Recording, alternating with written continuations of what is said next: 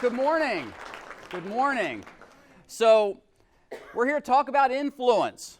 And after that fine introduction, I must say that she was the first one that had cake. And now I see cake everywhere.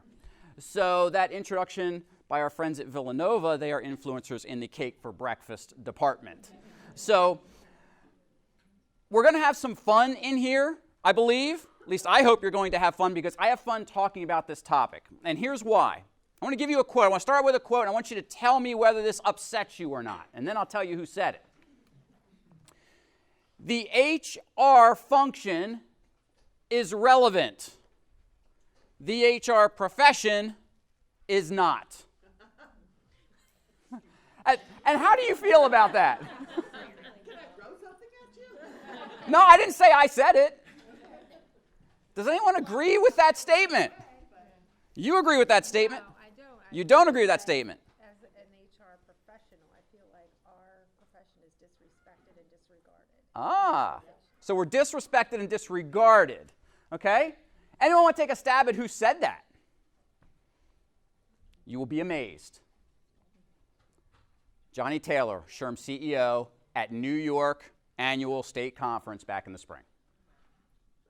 That's your president, okay? Now, I want you to think about this for a moment, okay, about why is that? Sorry, your name? Tamara says we are disrespected and disregarded, okay? But I want you to have an open mind and think about why. Why is that perception what it is? Whether or not it's reality doesn't matter, okay? We have to open our minds and think about why that is. I've talked to way too many senior executives that tell me that they have HR because they feel like they have to, but they work around HR to get things done. Why do they do that? Excuse me? They're idiots. Oh, okay. So here's the thing. They're idiots, she says. All right? So we've got a profession that is disregarded, disrespected, and thinks that corporate executives are idiots. Do you see any commonality there? We need to take a look at ourselves. For 20 years, you've seen the articles about we can't get to the table. We can't get to the table. No one will let us in the door. And then I talk to executives and say, yeah, we've let HR in the door and they got nothing to say. Okay? You don't have to agree. It's just perception. I'm sharing what I'm hearing. Okay? You're all in here today to hear about influence. And I'm happy you're all here today to hear about influence. Because we can change the perceptions if we have influence in our organizations. Too often, I believe that as HR professionals, we attend the legal updates and the latest FMLA things and ADA and workers' comp and all the technical things that we need to stay on top of in our profession. And we have to, correct? But how often do you truly work on yourself as a professional? Not your knowledge, not your technical knowledge. Work on yourself as a professional. That's what is going to be the biggest difference maker in your career, is your ability to work on yourself and become that person of influence, that leader in the organization. And that's what we're going to talk about for the next hour or so. What do we need to do to carry influence in our organizations? So let's start with who we influence. So I want you to think real quickly about the person that has most influenced your life. Quick, jot that person's name down. Real quick. Or in your head, doesn't matter. Who has had the most influence in your life? Okay, show of hands if that was a close family member.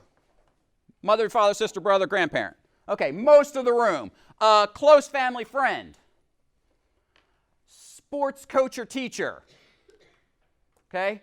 Someone from the business world. A handful. Okay? Why do I ask that?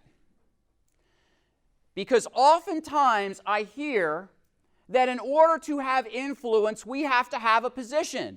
If only I got to the strategic table, I would have influence.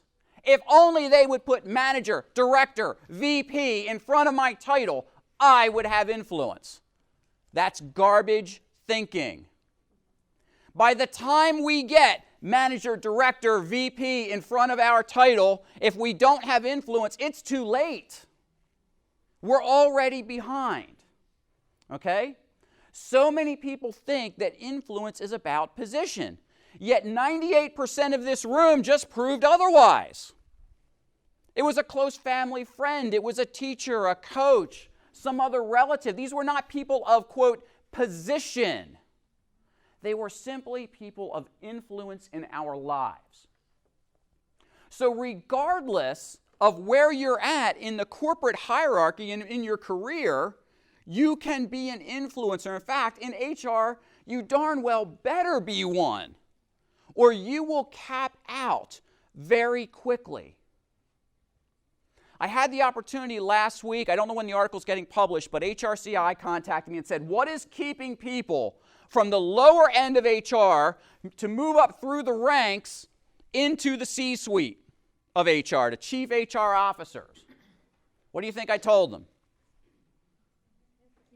Influence and our ability to communicate. Those are the two biggest things that are going to hamper your ability to move forward.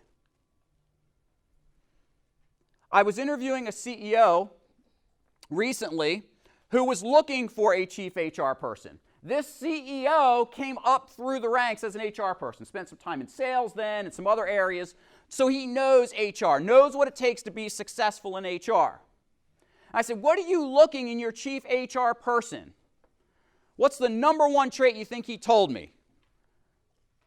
And it's not compliance, it's another C word. Communication. In fact, the person that he brought in, 0 HR experience. They came out of marketing. They knew how to communicate. He figures they've got a team below them that can handle the compliance stuff and the recruiting and the hiring. But if I'm going to influence culture around this place, I need a communicator. I need someone who's willing to allow the folks in the department to handle the lower level stuff. They're at the C level. I expect them to be the communicators and the carriers of the vision. That's some pretty insightful stuff from a guy who spent 20 of his 30 years in business in the HR function. Okay? So think about who you influence right now, just from a business perspective. You know, forget your kids and everything else. Who in the business world do you know that you influence right now? And jot that person or people's names down, or titles, or whatever you have there. Jot that down. And then think about what type of influence you have with them. Is it positive influence, or is it a negative influence over them? Because obviously it can be both. There were some great influencers over the last 30 years. Give me an influencer.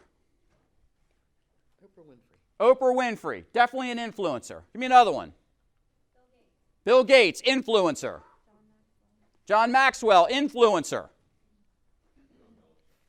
I'm sorry? Bill Belichick. All right, you can leave too. Actually, the Steeler fans probably want you to leave as well. But so, okay, arguably the greatest professional coach ever to walk the sidelines in football. We got to give him that, okay? Okay, yeah, he cheats, but, you know, come on. So, how about Adolf Hitler? Was he an influencer? Yes, he was. How about Jim Jones? Y'all know Jim Jones? X's and Z's, do you know who Jim Jones is? You know, you ever heard the term drink the Kool-Aid? Okay, he had his people drink the Kool-Aid and kill themselves. Okay? We can use influence in horrible ways. Obviously, that's not what we're going to talk about today. But what I don't want you to confuse is the fact that just because you have influence, that's a good thing. It can be a very much double-edged sword. All right? Okay. On your papers in front of you, draw a circle, throw a little dot right in the middle of it. Kind of like a compass, right? I even threw the compass points up there for those of you that are geographically challenged. Some of us are. Now, what do you think that dot in the center represents? Us. Thank you. Us. We have to be willing and able to lead ourselves first. What that means is that we have to look at what it takes to be a better leader ourselves before we can worry about how we're going to lead others. So when we think about self-leadership, we have to think about the things that we do on a daily basis to hold ourselves accountable to growing. Now, this one I'm not going to ask you to raise your hands on, but I want you to in your heart of hearts, think about this. When something goes well over which you have had some authority, how often do you pat yourself on the back and say, dang, I did a good job? Because ain't nobody else patting you on the back, right? So you may as well pat yourself. But how often when things don't go well, do you say, it's because of this and because of that and that person over there? How often do we get into that mode if we're really honest with ourselves? That's where self-leadership starts. No one will respect us as leaders, and no one will allow us to influence them if we don't lead ourselves well first. So your first piece of homework today is, what will you do to change that tomorrow? How will you change what you do to make yourself a better professional? Take HR out of that. What are you going to do to make yourself a better professional in the workplace?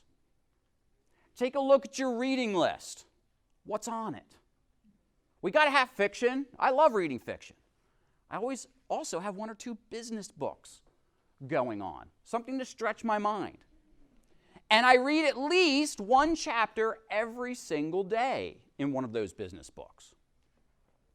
Now, when I share that with people, they say, oh, well, Ed, you're a consultant. You can make time to do whatever you feel like. Okay, sure. I'm no busier than you guys are. I sit around T-shirt and shorts all day long because that's what I do. We can make the time as professionals if we really want to make the time for ourselves, okay? So what can you do to carve out time every day, just a little bit, to make yourself a better professional? Because here's another fallacy. People say, well, you know what? I didn't get it done today, so I'm going to read 2 chapters tomorrow. I'll make up for it, right? No, you lost the opportunity today. Because if you can read 2 chapters tomorrow, if you had read a chapter today, you'd be ahead, right? So do you want to be ahead, or do you want to be treading water? John Wooden, the great UCLA coach, used to preach to his players, if you don't give me 100% today, don't think you can make up for it tomorrow. If you're only going to take 50 foul shots today in practice instead of the 75 I want, and say you'll do 100 tomorrow, no. The opportunity is gone to make yourself better today. We have to lead ourselves well. All right, I want you to draw a line going south. Going south doesn't really have good connotations, except for they got really good grits down there and shrimp boils and everything else. But a lot of times you think things are going south, it means it's bad, right? Okay, so this represents positional leadership. People follow you because they have to. You're their boss. You have some level of responsibility over them. You're signing their paychecks, whatever it might be. All this does, and we all get this, we all have positional leadership at points in time in our careers. The problem is, it only buys us a very small window of time to create trust and influence over somebody. It's like getting the hall pass. Okay, you're my manager. I will give you a certain period of time to show me that that you care about me and that you can help me in my career. After that's gone, we could just erase that line. Okay? Positional leadership is not true leadership. Next line I want you to draw, straight across. West to east, east to west, whichever direction you'd like to go.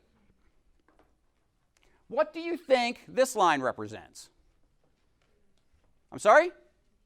Peers, very good, thank you. I wish I had a lollipop or something, but thank you. You had cake anyway, it doesn't matter. Okay? It's peer leadership. This is powerful. I guarantee you, if we were all great leaders of our peers, and peers, just because it's a straight line going across, do not confuse that with its people of my level. Okay? If we had great peer level leadership skills, we would not be irrelevant. We would not be kept out of the boardroom. People would be saying, you drop what you're doing and get in here, because we value what you have to say. We're going to spend the bulk of the next hour looking at this, because this is where influence starts. Now, there's one arrow we haven't drawn yet. Anyone want to guess where that goes? North. What do you think heading north means? We've had positional going down. We've had peer going across. What's left? Okay, they do that at the peer level. It's a good observation. They're doing that at the peer level. We are now creating other leaders. That is our highest calling as professionals in the workplace, is our ability to create other leaders.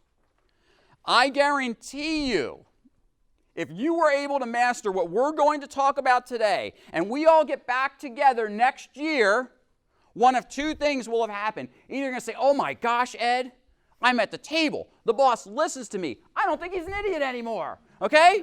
I'm relevant. I'm respected. Or nothing changed. You said, I'm out of here. And you know what, Ed? I got a better job with someone who does respect me and listen and think about what I have to say. Because we're about developing leaders. You heard in the introduction, I believe our calling as HR people is to develop our organizations first and foremost. Not keep us in compliance. I know there's a role for that. That is not our job as HR people. It is not compliance. It is developing our organization. It is thinking about how our strategy in HR pairs up with the business strategy. How does what we do contribute to where the business is going? That's our job in HR. How do we develop talent, and especially leadership talent? How do we create an awesome employment brand? Compliance, you know what? Take a look at what you do on a daily basis. If you spend 80 your day in compliance, I'm pretty sure you're going to get stuck at the level you're at, which might be where you fit and where you're comfortable with, and that's okay. If you're not doing the things that we're going to talk about today, you will always be seen as a technician who is undervalued in your organization. Now, please don't go home saying, that guy said I don't have to worry about compliance. I wish we didn't. Okay, I really wish we didn't.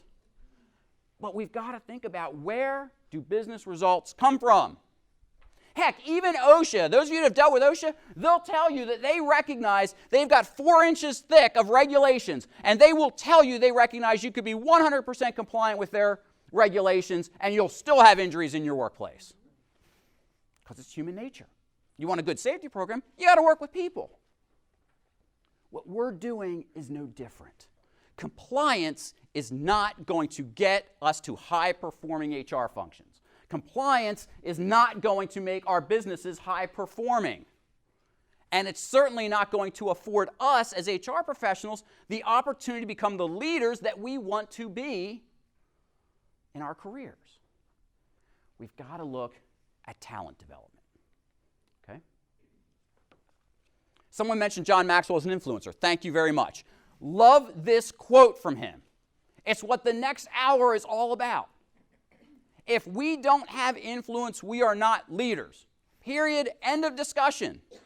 Name a leader in business, politics, religion, family life, any sector that you can think of. Name me a leader that does not have influence over his or her area of responsibility.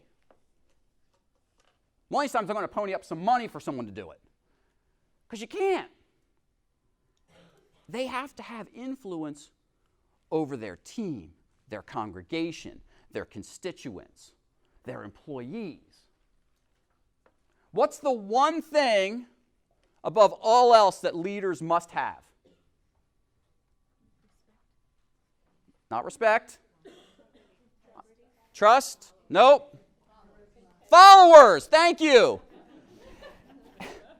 Folks, if you think you're going someplace and you got no followers, you're just out for a walk. There is nothing else going on there. You have to have followers. Thank you. Now, the trust and the respect, and all, yeah, that's what gets you the followers. But you have to think about that.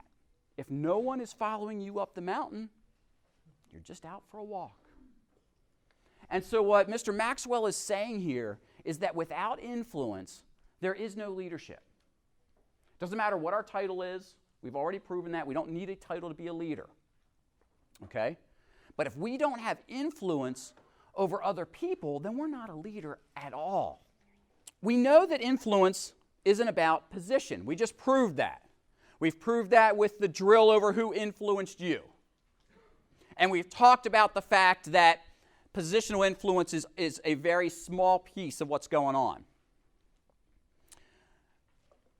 I was reading an article about Andrew Carnegie.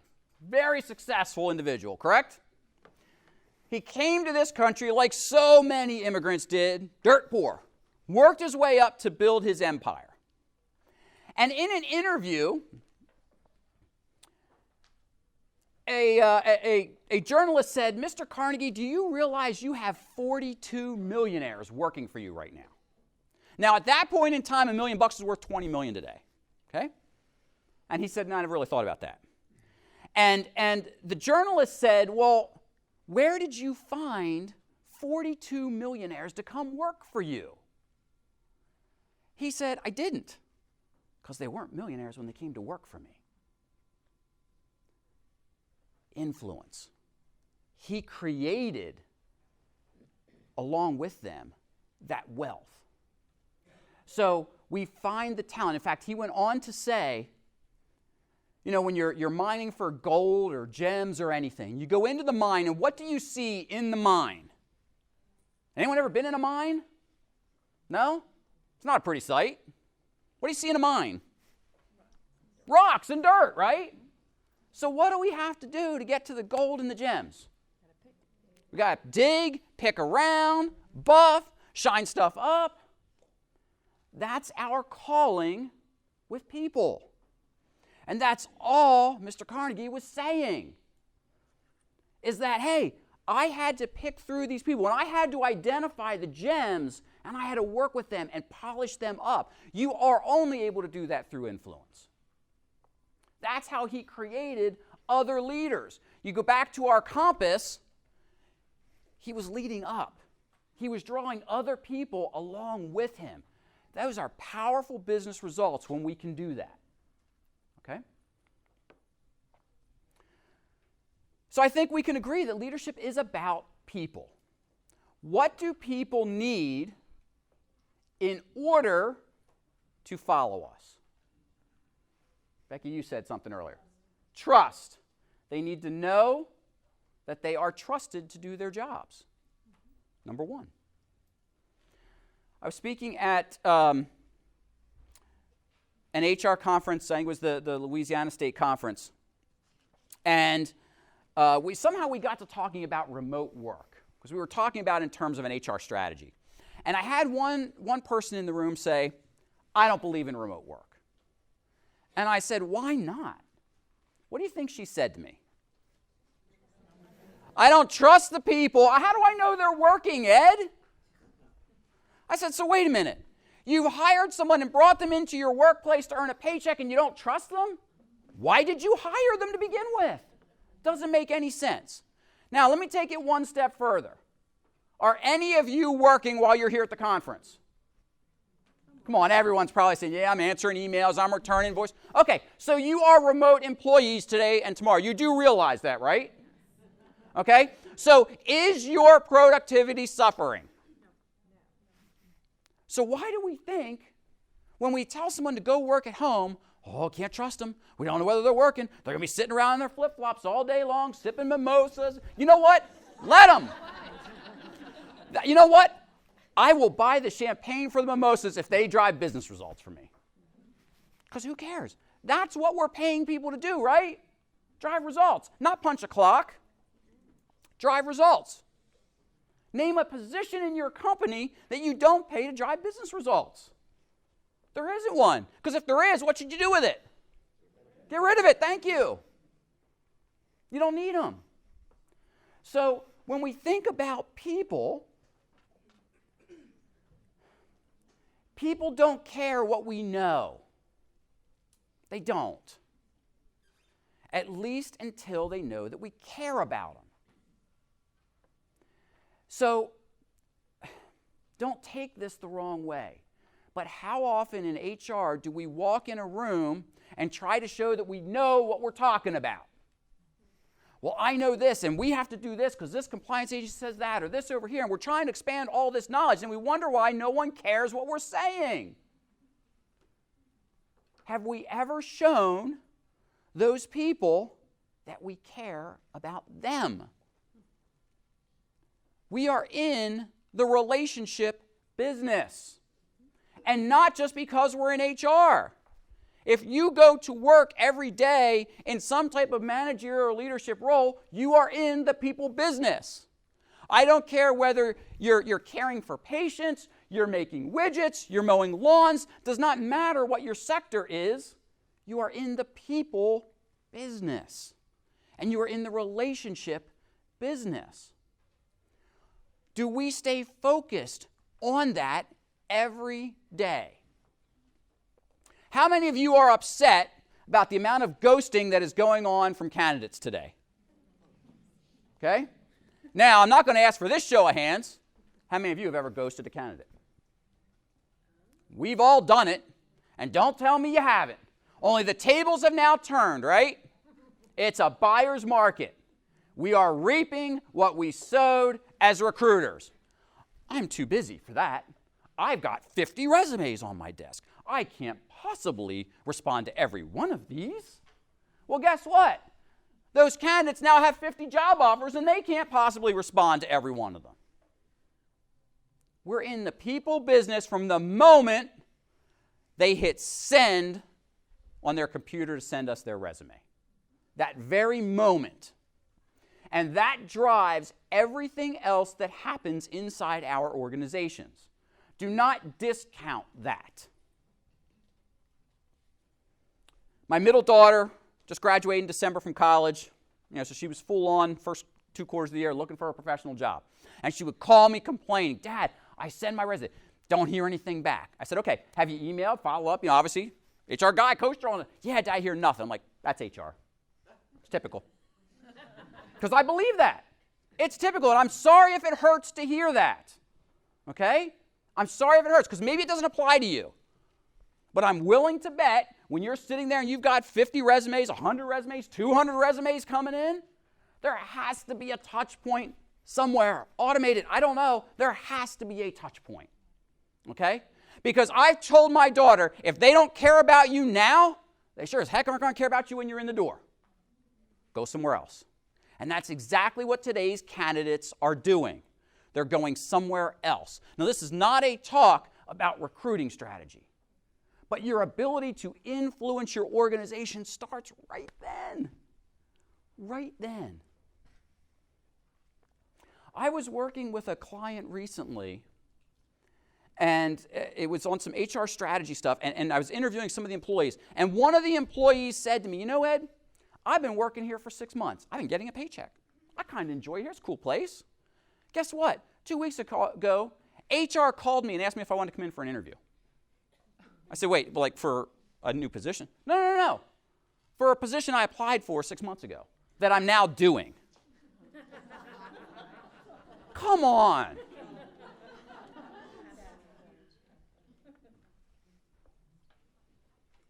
It's all about people. I will tell you that one of my last in-house positions, one of the things we used to do was, a person would get a little birthday card and a small gift card on their birthday, right? Now I'm in HR. I was doing consulting, but I'm within the HR function. Get my little envelope at the office one day on my desk. It's made out to Michael Crow. Now, there's only a couple of you in here that know me that well. That does happen to be my first name. And no one has ever called me Michael since grade school, and the nuns would call me that. All right? I am Ed or Eddie to people that really know me well. One of my own team members at an office in the next county saw the names came up, just sat there and, because that's my formal name, it's what's on my paycheck, wrote that out. Didn't even take the moment and say, wait a minute, this is Ed. How often do we do stuff like that? People don't care what you know until they know you care about them. And those little guffaws, I know they're going to happen. I know. But if we can't get those little things right, people are never going to trust us with the bigger things, and it doesn't matter what we talk about for the rest of this session. We have to do the little things for people. Again, I don't think that I'm any busier than any of you or any less busy. But I was talking with some of my friends last night here at the conference, and they said, Ed, I was talking to so-and-so. He's looking to start his business. I told him he should talk to you. And I have chats like that with people half a dozen times a year. Happy to talk about the good stuff, the bad stuff, the ugly stuff of being in business with yourself. Is there anything in it for me? I'm sorry? What do you mean? But is there anything in it for me to have those meetings? What's in it? Maybe, right? It's all about relationships. Okay? Again, how often do we take time to just build relationships with people? Take someone in the office that we need to have a better relationship with, say, let's go to lunch and chat. Let's get the heck away from the phones and and let's just chat. Okay? How often do we do that?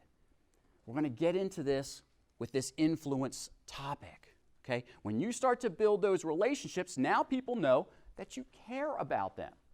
Once they know you care, what do you think comes next? In fact, I'm sorry, I'm coming back to you because you said it. Trust starts to come. With trust comes influence. Caring, trust, and then influence. You can't skip the steps there. Doesn't work that way. Think about any relationship that you have, personal or professional. People say it all starts with trust, but when do you first trust somebody? When you know that they give a crap about you. That's when it starts. I was reflecting on probably the best friendship that I have right now. And I'm fortunate that there are guys that, I played ball with as, Pee-wee, Little League stuff. We've known each other since we were 5 years old, and they're good friends. But I was reflecting on a friendship that started as a business relationship about 7-8 years ago. And it's funny because this guy and I, we're almost like brothers. We are that tight. And as I was preparing for today's talk, I got to think about, okay, how did we get to where we are in a relatively short period of time? How did we go from, hey, we met over lunch. He was in business banking. I'm doing consulting with businesses. We thought, hey, maybe there's some things there. We just had a coffee. And then we had a lunch, and then we had another lunch. We're like, let's play golf sometime. And it just started there. And I started thinking about, when did it get to that point where we would do anything for each other? And for me, it was when I realized that he actually cared about what was going on in my life, outside of anything I could do for him professionally. And we talked about this. We were out watching football Sunday, and we actually talked about this. And we thought, man, look at everything that's happened in our lives in the last 7, 8 years. Personally, professionally, and everything. And it all came back to starting with, oh, you know what? I care about you as an individual. Forget about what you can do for me in the business world. I care about you as an individual. We never know where those relationships are going to take us. But without them, you're not going anywhere. That you can take to the bank. So let's look at ways we can influence. Take a look at this list, worst to first. Okay? Shouldn't be any surprise up here when you look at this. We're going to spend some time on intimidation. And the reason for that is numerous studies show this is the most prevalent form of influence in the American workplace. Can you believe that? That's scary to me. Intimidation. Where does intimidation come from? I'm sorry? I would agree with that. Insecurity. Lack of self-esteem. So insecurity on the part of perhaps the leader, lack of self-esteem amongst the party. That's where bullying comes from. Essentially, we're talking about workplace bullying, maybe not at that level, but that's what intimidation is all about. And some of it is, I got 2 stripes on my shoulder and you only got 1. You better listen up and do what I say. I had lunch last week with a good business friend. And she's talking about, maybe switching jobs, and she says, Ed, I got to share this story with you. And it comes right back to intimidation. I mean, you can't make this stuff up. You guys hear the stories, right? She says, I was asked to work with a gentleman whose CFO just left. And the CFO left because this gentleman, as owner of the business, would ask him to do maybe not unethical things, but definitely what he considered to be immoral things. Now remember, as CFO, he's controlling the purse strings. And most people think, oh, he was telling the guy to embezzle money. I think that's the lesser sin. He was forcing this gentleman to arrange for his escorts when he was on business travel. And I'm not talking about limo drivers. All right? Now, this guy got sick of doing this. Even just morality aside, this is wrong. We should not be using company money to do this, whether it's your company or not. So he quits. And what my business friend said is, I'm supposed to go in and work with him to find another CFO. I have a problem with that. How do I talk to candidates when I know that this is going on in the business? Do I tell candidates that? Because if I do, ain't nobody going to want to work there, right? I mean, I'm pretty sure we can take out the whole female gender from wanting to work there, and probably most of the guys, so who's going to work for this person? But if I don't tell them, now I'm not doing right by them. So that's the short end of both sides. She goes to her boss and says, I'm not comfortable with this relationship. The boss, an HR type person, said, suck it up, Buttercup. That's intimidation. It doesn't work at any point in time, but why would we think in the economy that we're in today that it would work? People just say, adios, I'm out. I'm going to go someplace that respects me. Intimidation is horrible, absolutely horrible. The whole my way or the highway is a problem. How many of you have worked for Great Danes? Only a couple of you, really. Then the rest of you are quite fortunate. Because Great Danes, I know they're lovable dogs. I get it, But, who's more lovable in the picture? I mean, I guess it depends on your perspective, but the little guy there, But I've worked for people like this, and it's a horrible experience. And it's all about, I've got 2 stripes, you have 1, you listen to what I have to say and make it happen. That mentality doesn't work today, does it? And I would hope that no one in here uses intimidation as a way to get things done. Does intimidation work? Thank you. Who said sometimes? Thank you. Absolutely it does, or we wouldn't have to talk about it. It does work. Because people get afraid. She's my boss. I better do it. I need the paycheck. It does work. Short term. No show of hands. Think about the managers in your workplace. Do any of them manage through intimidation? Do we give them the authority by not doing anything about it to manage through intimidation?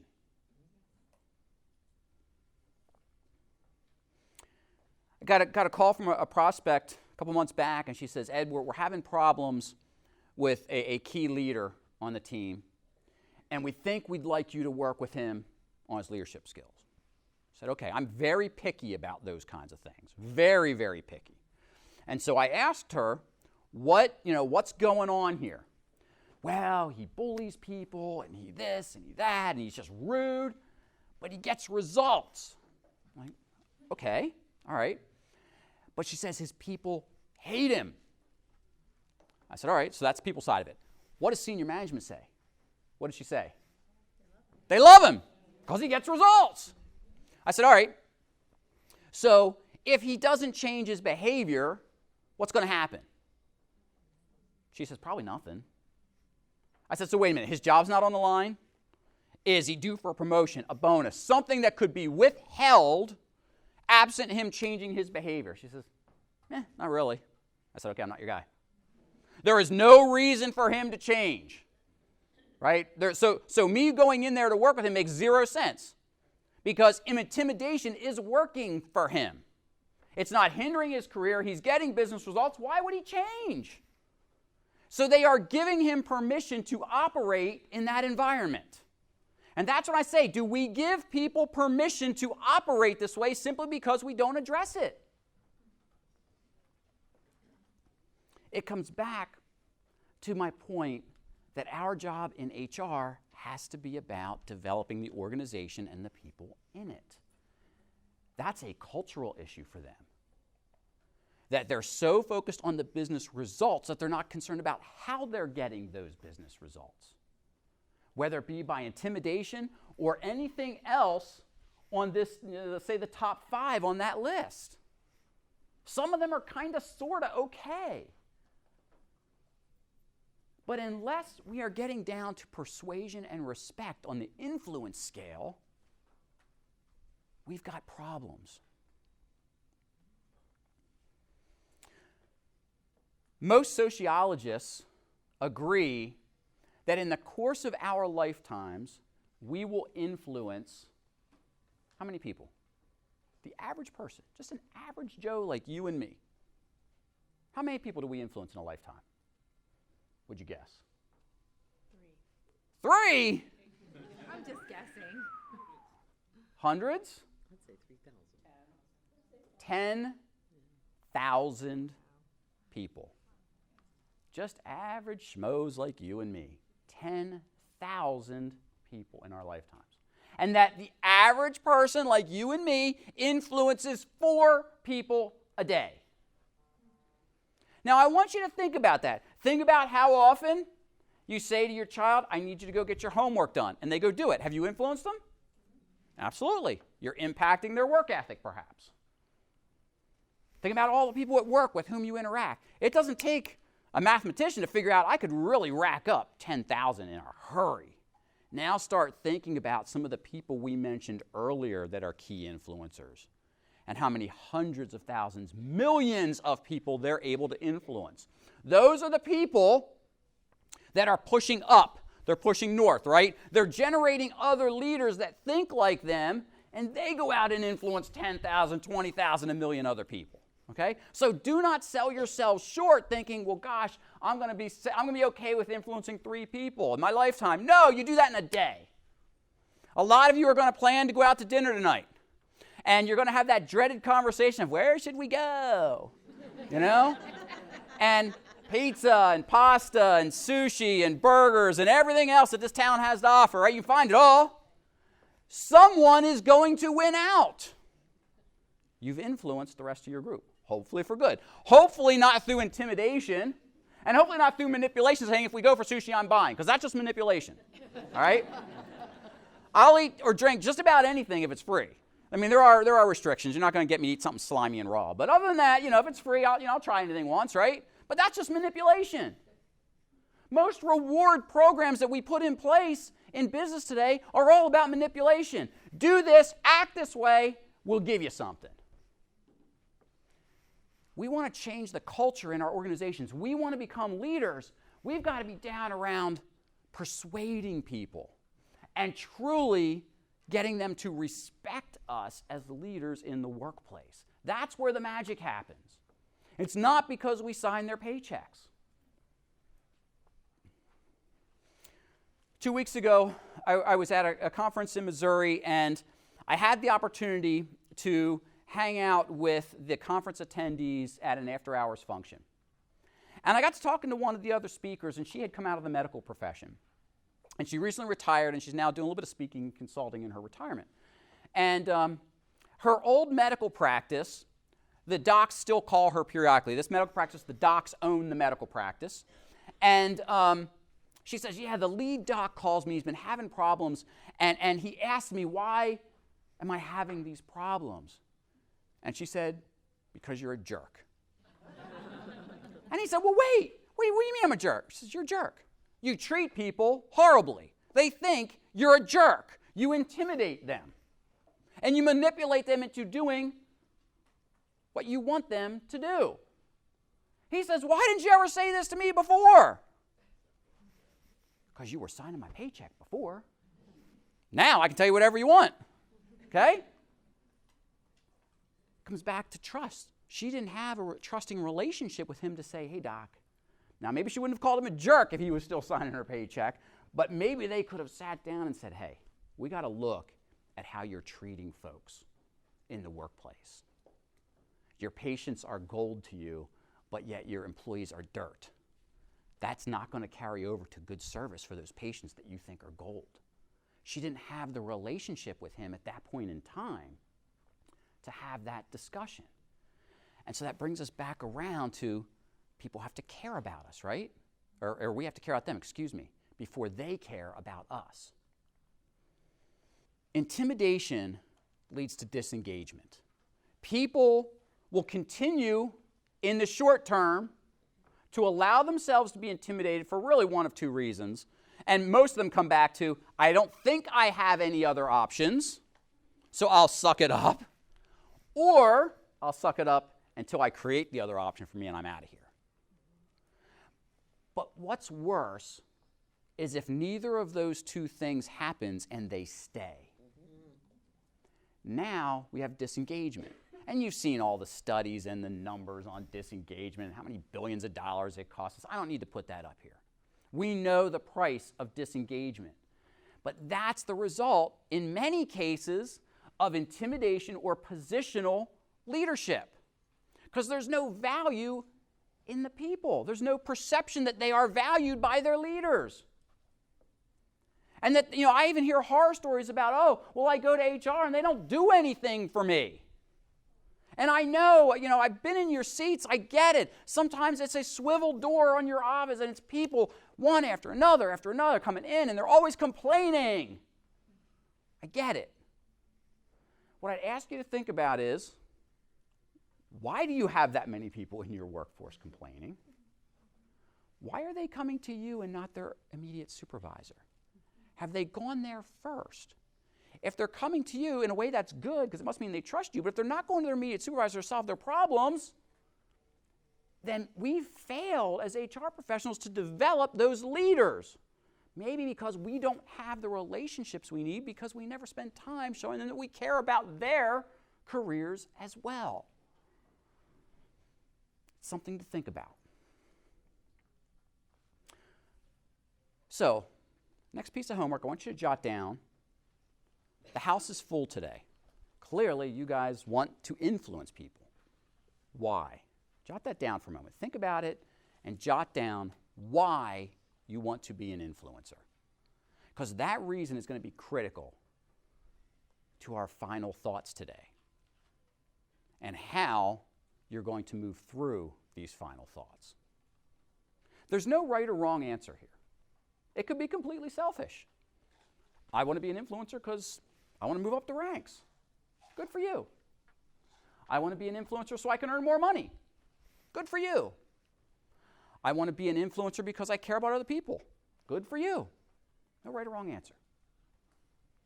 I want to be an influencer because I like manipulating people. Bad for you. Not a good thing. Okay? Don't go there. Please don't go there. I write a lot on HR as a profession and where we need to be. And I get pushback because I am hard on the HR profession. I am hard. I happen to agree with Johnny Taylor. You heard in my bio, I think there are too many HR departments that are inadequate and they're irrelevant in their organizations. They are not doing anything to further the cause of business in the organization. That is our job as much as it is R&D and sales and ops and maintenance and everything else. It is our job to forward business motion, okay? To help the business get the results they need. I'm hoping, that's why when I think about why do I want to influence, I want HR at the table, but more importantly, I want you to have something to say when you get there. I was working with an HR team at a privately owned organization. There was a group of 8 owners. And they would invite HR into the board meetings to talk about stuff. And so I said to the director of HR, okay, tell me what this looks like. What do you normally present? What do you talk about? And she says, it doesn't matter, Ed. They don't give in what I say when I go in there. I said, oh, why not? I don't know. They don't care about HR. I said, well, okay, what do you talk about? She says, well, I tell them about turnover. They should care about turnover, Ed. Okay, but what do you talk about? Well, we're at 7% turnover. And we know our competitor across town is at 5%. They should care about that. I said, I don't. I don't care that you're at 7% turnover. As a business owner, so what? What do you think I told her she needs to talk about when she's in that boardroom? Just that one thing. Okay. Later, cost. I'm a business owner. I care about money, not percentages. Don't care that it's 7%. Tell me a couple things. What's it costing me to have that level of turnover for replacement? Because there's money in there. I care about money. Even more importantly, tell me who's leaving. If you sit there and say, we got 7% of turnover of our workforce, and guess what, boss? It's all our low performers. Great. Hire someone to hold the door open for them. Get them out. You tell me it's 7% of my top performers, we got problems. That's just one little thing. But when you get to the table, what do you say? Does what you say really matter to the business owners and the executives? And are you saying it in a way that makes them sit up and pay attention? For those of you that have been in business for a while, things are always cyclical. The economy, cyclical. What's the first line item of hours in HR that gets cut when the economy starts to tank? Training, okay? Think about this for a minute. Think about whether this makes an ounce of sense. Why do we train our people? To perform well, to perform better, to give them skills. Forget compliance-related training. Oh, we got to do hazmat stuff and lockouts. Forget all that stuff, okay? I know we got to do that. I'm talking about true developmental training. So when the economy's tanking and we need people at their absolute best, performing better than ever before because we're short-staffed because we had to right size because of the economy, what do? We take away the skills that they need through training because we take away the training budget. If we were influencers in our organization, we would be able to have that discussion with the CFO and the president. Now is not the time to cut the training budget. And here's why. I can show you the ROI on giving me that 20 grand again this year. Maybe it has to look differently. Maybe it's not, oh, they're going to conferences in Vegas because all they do is party. Great, yeah, that's probably why they're going to Vegas, is to party, right? Okay, but what can I do with that 20 grand that's going to generate 30, 40, 50 grand, 100 grand, $1 million for me? If you want to have influence over the rest of your management team, think about how you're communicating. And we could spend a whole nother session on communication as HR professionals and what we need to say. But at the end of this coaching session with this HR director, she just sat there in silence. And I said, what's going on in your mind? And she said, I just realized I'm the one that's messed up. It's not the owners. I've been going about it all wrong. Every other department goes in and they talk dollars. Operations talks about we need this new machine. It's going to cost us $2.5 million, but it's going to increase productivity. We know the turnaround's going to be in 36 months. And I sit there and I hear these things. And yet I've never talked about our people costs in those terms before. And people costs are 33% of our operating budget, Ed. I said, exactly. You hold the biggest chunk of the purse strings, but you got to be willing to talk about that, okay? That's where influence starts. She wanted respect. I asked her this question, and she said, I want to be respected as a key member of the management team, Ed. That's what I want. Okay, then let's look at how we're presenting ourselves to management. I want to say something else. Again, I may upset you, and I'm okay with that. I'm already over it. I want you to think about the management team in your workplace. And I recognize that we are all representative of different industries here. Okay, some of you are blue jean and work boots, and some of you might be full-on suits and whatever. Okay. When you go back to the office, I want you to think about how the people that you look around the management team and say, that person's successful, and that person's successful, and she is, and he is. And I want you to look at how they present themselves. How, in terms of their demeanor, maybe their attire, how do they present themselves in the workplace? Those are superficial things. I get it. But I get disheartened as a profession. It's kind of hard to not be viewed as the party planning function when I see HR people at Valentine's Day with heart sweaters on or shamrock earrings or whatever it happens to be. Now, I'm not saying we can't have fun in the workplace. Do not confuse my message. I'm asking you to look at how the rest of the successful managers in your organization present themselves. Can I take you seriously with a jack-o'-lantern on your sweater when you're talking to me about my performance? I don't know. I'm just asking you to think about it. I'm not against jack-o'-lanterns, shamrocks, and hearts. They're cool, great. I'm just asking you to think about whether you can wield influence over people if you're viewed as being too chill, too relaxed. Oh, but Ed, people have to feel comfortable coming to me. Doesn't have anything to do with what you're wearing. Newsflash. Doesn't.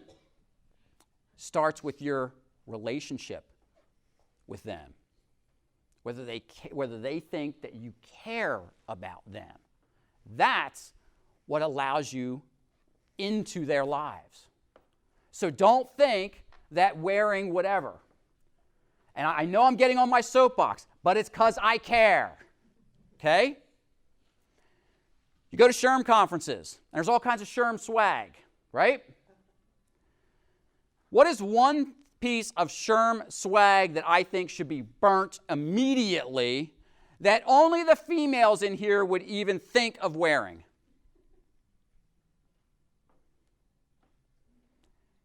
I'm not even going to ask you to raise your hands because I don't want to incriminate the guilty. But if you have something in your drawer at home or in your office that says HR Diva on it, get rid of it. And if you think it's cool, I'm dead serious for a moment. Google the word diva. Think about what it really means to be a diva. A diva is also a pain in the rear. They are prima donnas. Yet we think it's cool. Is it? Bugs the heck out of me. because it devalues us as HR people. Do you see your CFO walking around with a shirt that says, I'm a finance stud? Nope. I'm an operational genius. Nope. You don't. Yet we're HR divas and HR dudes. Hey, wear it to the company picnic, have fun with it. But I've walked into way too many HR offices, and this stuff is all over the place. It sends the wrong message. Okay? I'm going to get off my soapbox because we got a couple important things to hit. Okay? So, we've talked about this idea of trust.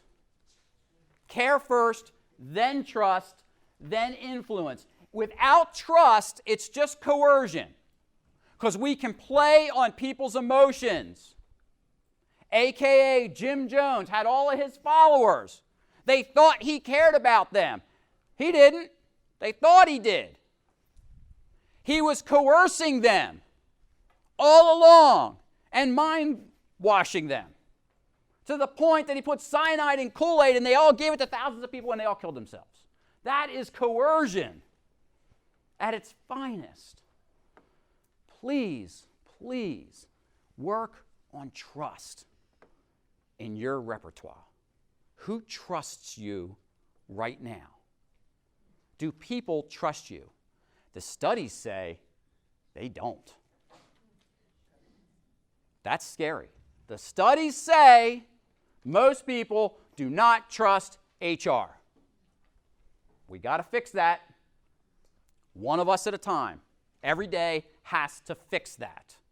Or we will continue to be irrelevant, looked at as the party planners and the compliance police and whatever else, the rocks in the road. We will never influence our organizations, ever, without that trust. And to further that, most of you have heard of Stephen Covey. Take a look at this quote. Trust and the speed at which it's established with our clients and employees is the essential ingredient for any high-performance, successful organization. I'm not as smart as Stephen Covey. That's profound. When we think about that, how can we not agree that if we don't build trust, if our employees don't trust us to do the right thing, if our managers don't trust us to do the right thing, we cannot wield influence.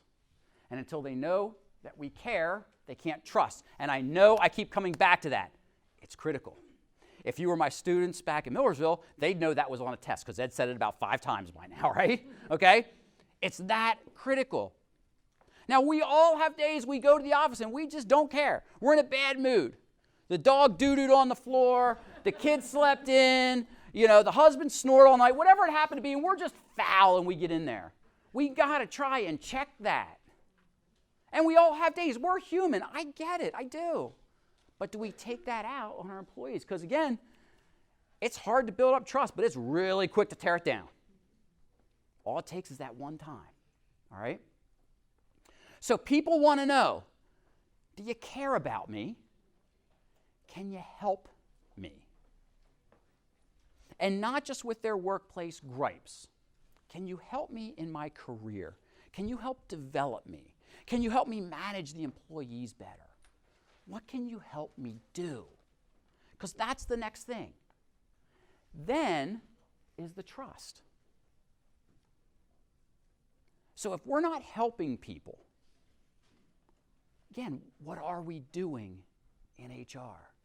When we start to help people, the trust comes and then the influence comes. So what is our job with regards to helping people? Making sure they're trained. Making sure they have the career opportunities that we can provide to them. That they've got the tools and resources to do their job. And that we're not always just carrying the employee banner. I've talked to too many HR people that say, it's my job to make the employees happy. No, it's not. What is your job? Move the business forward. That's test question 2. All right? If you walk out of here, that is your job. Move the business forward. Drive business results. It is not about making people happy. Happy people are wonderful to be around. Doesn't mean that they're productive. No, I'm not saying you have to be miserable. Don't take my message the wrong way. Our job is to move the business forward. I had an HR department of 8 that I was reorganizing, and I interviewed all of them individually, and I said, what's your job? And what do you think every single person said, from the HR generalist to the recruiter to the VP of HR? They were on point. They all told me the exact same thing with regard to their job. To make people happy. To keep the employees happy. And I finally sat down with the VP and I said, and you want to know why you're having problems? You're focused on the wrong thing. The business owners, yeah, they want happy employees, but not at the cost of the business. We're in business to make money. And it can be done with happy employees. Don't mistake my message. It's where our focus is. All right?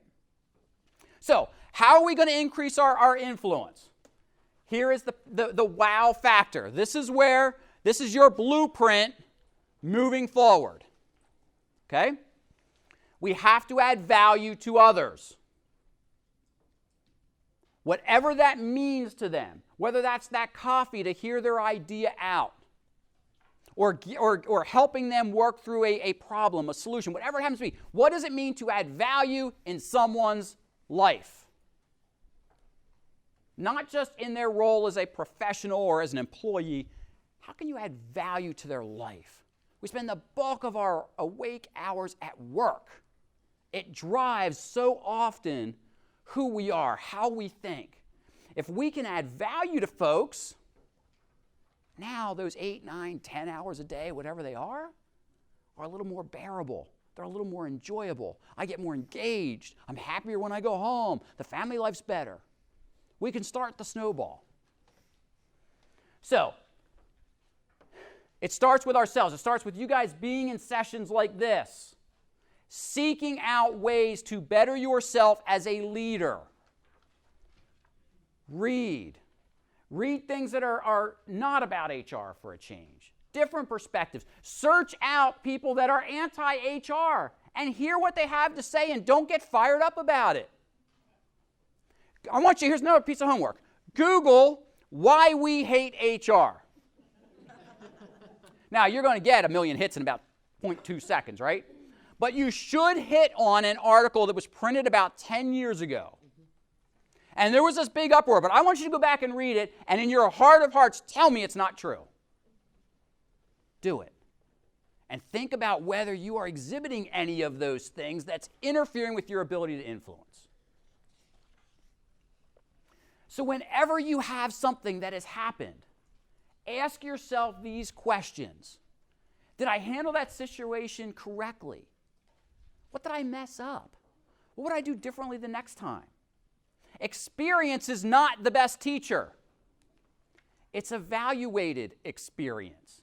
So as you think about the things we've talked about today and you go back and you want to use them, you're going to mess up. It's okay. It's a new skill. Process it through. Ask yourself these 3 questions. What do I have to do to change it for the future?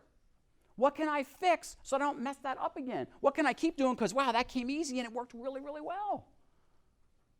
Evaluate the things that you're doing for you based on your experience, and that's what will be the best teacher, not simply having the experience. These are the 4 steps of influence. This is what we're going to come home with now. We've rounded the final turn. You've got to do these 4 things. We're going to talk about them each. All right? First one is modeling. If people think you're trustworthy and they perceive it, they will look for you as an influencer in their lives. But that means you have to model certain behaviors. And trust me, when I get the calls, Ed, would you go to lunch? I want to start my own business. I want to pick your brain. If I'm sharing skeletons, there are things I'm like, wait a minute. Okay, so I've been doing this for 20 years, and I've learned the hard way, and I didn't realize, so why should I help you out? That lasts for about 30 seconds. And then I'm like, Ed, wake up. Go have lunch. Build a relationship. Get to know the person. Give them the scoop on things that no one gave you the scoop on. Why not? we can all fall into that trap. I mean, I'm not, just because I'm up here talking doesn't mean that I don't have my struggles on some of these very same things, okay? But it starts with people's perception of you. Do you model the things that we've talked about today? Has to start there, all right? Because ultimately, before you can influence those 10,000 people, you got to start with the 4 a day. The 4 individuals a day. Who can I influence today? Then who do I influence tomorrow? And remember what we said at the beginning? Don't do 0 today and 2 tomorrow. You've lost, okay? When you get back, keep in mind, who can I influence today? Who can I add value to today? What relationship can I build better today? Because then it starts. And then people start talking. You know what? I went to HR. They actually helped me for a change. They gave a crap. And I'm better for it. When you start to see that revolving door in your office moves and the types of people coming to you with their problems is moving up the corporate ladder, that's the first indicator that you're modeling the right behaviors. When other managers and people above you start coming to you for advice and help with their problems, that's the best indicator that you're on the right path. Okay? And it's okay if you're not there now, it's fine. Okay? All of us are at different stages of our career, so we already have different levels of respect and experiences. But that's one of the first indicators. Second thing is to motivate, and these are not a series of 4 steps, in order necessarily. They're just 4 things we've got to work on. All right? We have to connect with people emotionally. That comes back to the caring about them. How often do you go to a mixer and you're chatting with someone, and while they're talking, this is you? Or who else is around I could be talking to? Oh, yeah. Come on, we've talked to people like that. Do you want to talk to them ever again? Nope. How often do we do it? I have found myself doing it, and I smack myself every single time. Who is the most important person in the room at any given time? The person you're talking to. That's it. They are the most important person. No matter how long-winded, blowhard they are the most important person in the room at that point in time. So when the person comes into your office, and it may not be the most opportune time, that means turn away from your computer screen. Shut the emails down. No pinging, no dinging, no phone ringing. Give them your attention. They'll know that you care, and that will motivate them to tell others they care. Joe's going to solve my problems. I went and talked to Sue today. She was incredible. You should talk to her about that. That's when your influence starts. Once you have those first 2 things, when you've modeled that trustworthy behavior and you're motivating people, people will seek you out as a mentor. Don't be afraid to take someone under your wing. I have chatted throughout my consulting career with other people who wanted to get into HR consulting. And people ask me, why would you do that? They're competing with you. So what? Someone said it earlier. Only an insecure person would say no. There's plenty of people that need help out there. I'm okay with sharing the things I've learned with someone who is perceived to be a competitor. Some of my best and most professionally fulfilling projects came from these so-called competitors because it was something out of their wheelhouse. And I'm flattered by that. But that's the mentoring, helping people to reach their potential. That is influence, when people are seeking you out for that. And then finally, you're getting to that summit and you're pulling those people along behind you. That's where the multiplication comes in. That's when your arrow is pointing north. I guarantee by the time you're here, you are sitting in those board meetings with the rest of the C-suite. And they care about what you have to say and probably rely more on you than everything else that's going on around that table, because they recognize that the people chunk of the business is that critical to hitting business results. Now, you're multiplying other leaders in your organization. You're influencing the C-suite. You're leading up. You're leading other people, and it's not about position. It's about what you're doing for them. Okay? So those 4 things, critical to go back and start thinking about the first 2 and working on those things. Because it comes down to what Jackie Robinson had to say. If we want to be impactful on someone, we want to be significant, it starts with us impacting their lives. And I know that sounds really deep, but that's where leadership comes from. It comes from us, people wanting to follow us because they know that we can impact their lives. That's where the true, I hate to use the term power, but it's the power of influence. That's how we get stuff done. Don't underestimate the significance that you can play in someone's life and how that transforms you into a leader. So we started off our talk today with the compass. And we said that everything started with how we lead ourselves, right? If we don't lead ourselves well, we won't have followers. But if we can focus on ourselves and working on the things we talked about today, people are going to recognize us as leaders, and they will start to follow us and seek us out for our counsel and our advice. And so my parting thought is that, mastering your ability to influence others, it's the key to your personal and professional growth. It's where we started off today, right? You want to get to where you want to get to. It's about changing how you operate as a professional. The biggest gap in our performance as individuals is always between what we know we should be doing and what we actually do every single day. We come to these sessions, we learn lots of stuff, and we go back and do the same old thing. Doesn't make any sense. Close that performance gap. Fix this. Fix yourself first, and then the sky's the limit.